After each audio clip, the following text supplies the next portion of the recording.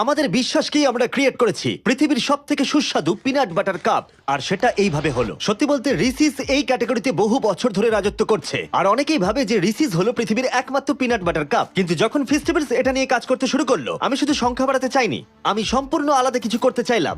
একদম শুরু থেকে বলছি, আমি কাপের দুটো বড় প্রবলেম সলভ করলাম। প্রথম হলো পিনাট বাটার, যেটা কাপে দেখা যায় কিন্তু শক্ত হয়ে জমাট বেঁধে থাকার জন্য ওটার স্বাদ ঠিক পিনাট বাটারের মতো লাগে না, কারণ ওরা টাকা বাঁচাতে চায়। আর আমি ভাবলাম যে আমাদের কাপে আমরা যদি আসল পিনাট বাটার জার থেকে বার করে এটার ভেতরে দিই, সেটাই আমরা করলাম। ফেস্টিভ্যাল পিনাট বাটারের মধ্যে যে পিনাট বাটার আমরা দিয়েছি সেটা আসল জারের মতোই খেতে, আসল পিনাট বাটার। এবার আমাদের পরের চ্যালেঞ্জ ছিল এটার আকৃতি, কারণ তোমরা দেখতে পাচ্ছ এটার ভেতরে আমরা প্রচুর পিনাট বাটার দিয়েছি, তাই এটাকে আমরা আরো বেশি বড় করতে চাইলাম যাতে জায়গা বেশি থাকে। তারপর 40টা মোল্স টেস্ট করার পরে এই শেপটা আমরা ক্রিয়েট করলাম, এই ডোম শেপের পিনাট বাটার ফেস্টিভ্যালস কাপ।